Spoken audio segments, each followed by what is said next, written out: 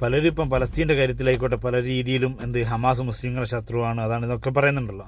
അതിൽ യാതൊരു സംശയമില്ല, മുസ്ലിങ്ങളുടെ ശത്രു തന്നെയാണ് ഹമാസ് ആയിക്കോട്ടെ, ഐസിസ് ആയിക്കോട്ടെ. പല ഭീകരതയും അത് മുസ്ലിംസിൻ്റെ പേരിൽ അടിച്ചേൽപ്പിക്കുന്നുണ്ടെങ്കിലും മുസ്ലിംസിൻ്റെ ശത്രുക്കൾ തന്നെയാണ് അവരൊക്കെ. അതുപോലെ തന്നെ ഇന്ത്യയിൽ യഥാർത്ഥ ഹിന്ദുക്കളുടെ ശത്രു തന്നെയാണ് RSSും. RSS എന്ന വർഗീയ ശക്തിക്കെതിരെ ശക്തമായിട്ട് നമ്മൾ എന്ത് ചെയ്യണം?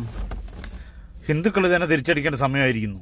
രാഷ്ട്രീയ സ്വയം സേവക് മറ്റ് തിരിച്ചെന്നൊക്കെ പറയുന്നുണ്ടെങ്കിലും ഒരു നാടിനെ മൊത്തത്തിൽ തമ്മിൽ തെറ്റിച്ചിട്ട് രാഷ്ട്രീയ നേട്ടം കൊയ്യാൻ നടക്കുന്ന ഏത് സംഘടന ആയിക്കോട്ടെ, അത് SDP, സുഡാപ്പി ആയിക്കോട്ടെ, ആരും ആയിക്കോട്ടെ, അതെല്ലാം നാടിൻ്റെ ശത്രുക്കൾ തന്നെയാണ്, ജനങ്ങളുടെ ശത്രുവാണ്. അത് ജനങ്ങൾക്കിടയിൽ ഒളിച്ചു കിടക്കുന്നിടത്തോളം കാലം നമുക്ക് മനസ്സിലാക്കാൻ പറ്റില്ല. ജനങ്ങളെ തമ്മിൽ തല്ലിച്ച് ആരൊക്കെ അതിൽ നേട്ടം കൊയ്യാൻ ശ്രമിക്കുന്നു അവരൊക്കെ ജനങ്ങളുടെ ശത്രുക്കളാണ്.